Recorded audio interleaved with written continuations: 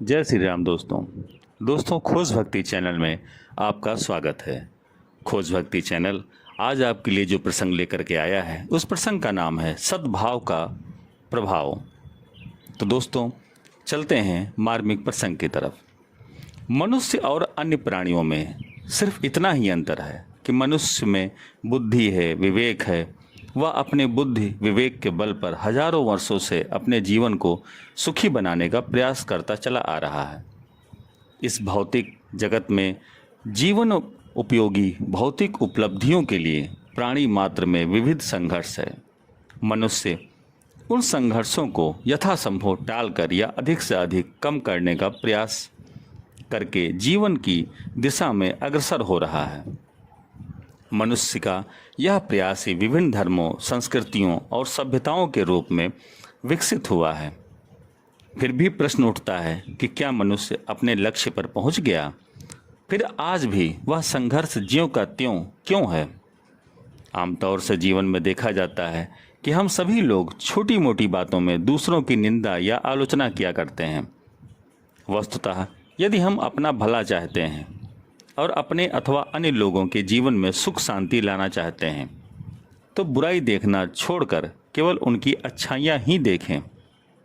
ये कहा जा सकता है कि आज की दुनिया में अच्छाई है ही कहाँ, पर ऐसी बात नहीं है। अधिकतर लोग अच्छाई को देखना नहीं चाहते और उसे देखकर उजागर नहीं करना चाहते, परंतु अच्छाई है, सब जगह है, अन्यथा बुराई को अलग से पहचाना ही न जाता। ये अच्छाई है क्या?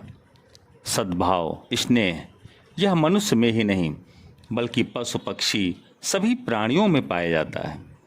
इसी प्रकार घृणा, द्वेष या शत्रुता जैसी बुराई भी सभी में है, परंतु घृणा, द्वेष और शत्रुता का मूल स्रोत अविश्वास एवं भय है।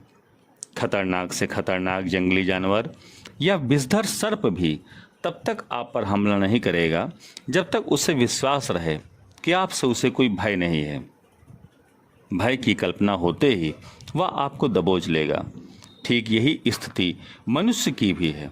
मनुष्य अन्य प्राणियों से ही नहीं बल्कि दूसरे मनुष्यों से भी सदा भयभीत रहता है। इस भय की कल्पना के कारण ही वह सबको संकित और आलोचनात्मक दृष्टि से देखता है, किंतु इससे दृष्टि मलिन होती है और आत्मा का प्रकाश फैलने नहीं पाता है।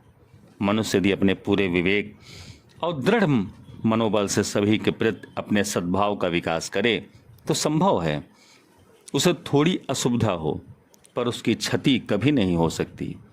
हजारों वर्षों से हमारे ऋषि मुनियों, महात्माओं और विद्वानों ने हमें यही सिखाया है कि पशु है, वह भय की कल्पना मात्र से ही भयभीत हो जाता है और अपनी सुरक्षा के लिए हमला कर देता है। परंतु मनुष्य है, उसे बड़े से बड़े भय के समय भी मनोबल खोना नहीं चाहिए। वह विवेकशील प्राणी है, उसे धैर्य और सहिष्णुता बरतनी चाहिए। मनोबल की दृढ़ता के लिए आवश्यक है कि हम में सद्भाव हो। हमारे देश में गांधी युग की पीढ़ी अभी तक मौजूद है। सद्भाव का बड़ा ही व्यापक प्रभाव पड़ता है। आजकल वैज्ञानिक भी इस बात को स्वीकार करने लगे हैं कि हमारे मस्तिष्क में जो विचारधारा चलती है उसका प्रभाव किसी इलेक्ट्रॉनिक पद्धति से दूसरों के मस्तिष्क पर भी पड़ता है। सारी दुनिया की निंदा करने वाले या सभी लोगों की बुराई करने वालों को कोई भी भला आदमी नहीं मानता। यदि आप सामने वाले के प्रति हमारे मन में सद्भाव है तभी उसकी सद्भावना हमें प्राप्त हो सकती है। सद्भाव को खींचता है। इस संबंध में हम एक उदाहरण देकर अपनी बात को अधिक स्पष्ट कर देना चाहते हैं। एक बार बादशाह अकबर और बीरबल वेश बदल करके सैर करने के लिए शहर से बाहर निकले। अचानक बादशाह के मन में आया कि लोग मेरे विषय में क्या सोचते हैं, इसकी जानकारी की जाए। कुछ देर जाने पर सामने से एक लकड़हारा आता दिखाई पड़ा।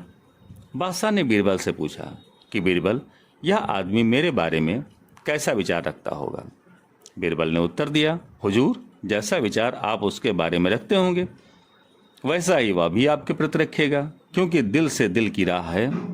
बादशाह ने कहा, मुझे तो यह आदमी अच्छा नहीं लगता, बिना इजाज़त मेरे जंगल की लकड़ियां चुराकर काट लाता है, इसे सज़ा देनी चाहिए। कुछ देर बाद ही लकड़हारा पास आ गया। बीरबल ने कहा, अरे लकड़हारे, तूने सुना या नहीं, आज बादशाह अकबर मर गया, जिसके जंगल से तू रोज़ लकड़ियां काट लाता है। लकड़हारा लकड़ियों का गट्ठर फेंक कर नाचने लगा और बोला, बड़ा अच्छा हुआ, बड़ा ही दुष्ट बादशाह था, हम जैसे गरीबों को कभी कोई सहायता नहीं करता था। मर गया, अच्छा हुआ, एक पाप कटा धरती से, मैं तो पेड़ बांटूंगा।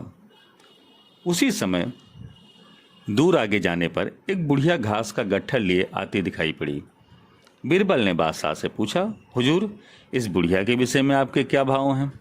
बादशाह बोला, बेचारी बुढ़िया, मालूम होता है इसे कोई सहारा नहीं है, देखो ना कमर झुक गई है, चला नहीं जाता, इतने पर भी घास काटकर गुजारा करती है। इसके लिए तो सरकारी खजाने से कुछ रुपए हर महीने पेंशन की व्यवस्था के रूप में देनी चाहिए। कुछ देर बाद बुढ़िया के पास आने पर बीरबल ने उससे कहा, बूढ़ी अम्मा, बड़ा गजब हो गया, आज आधी रात को बादशाह अकबर को महल में काला नाग डस गया, बेचारा मर गया। बुढ़िया घास पटक कर जोर जोर से रोने लगी। हाय राम, तुमने ये क्या किया, यह तो बड़ा अनर्थ हुआ बेटा, ऐसा दयालु बादशाह अब कहाँ मिलेगा, कितना दान धर्म करता था, भगवान तुम मेरे प्राण ले लिए होते, भला बादशाह को क्यों मारा। अब बीरबल का यह कथन प्रमाणित हो चुका था कि दिल से दिल की राह है। बादशाह ने भी मान लिया कि किसी के प्रति जैसे विचार हम रखते हैं वैसे ही विचार वह हमारे प्रति भी रखता है। अंततः हमें भी इस सच्चाई को मानकर ही चलना चाहिए कि सद्भाव का उचित प्रभाव हुए बिना नहीं रह पाता और सद्भाव से ही सद्भाव मिलता है, जो दुनिया के सभी सुखों का मूल है। गोस्वामी तुलसीदास जी ने लिखा है, ठीक प्रतीत कहें तुलसी, जग होई भले को भलाई भलाई। तो दोस्तों, खुश भक्ति का यह मार्मिक प्रसंग आपको कैसा लगा? प्रसंग यदि आपको पसंद आया हो तो कृपया चैनल को सब्सक्राइब और वीडियो को लाइक और शेयर अवश्य करें। धन्यवाद।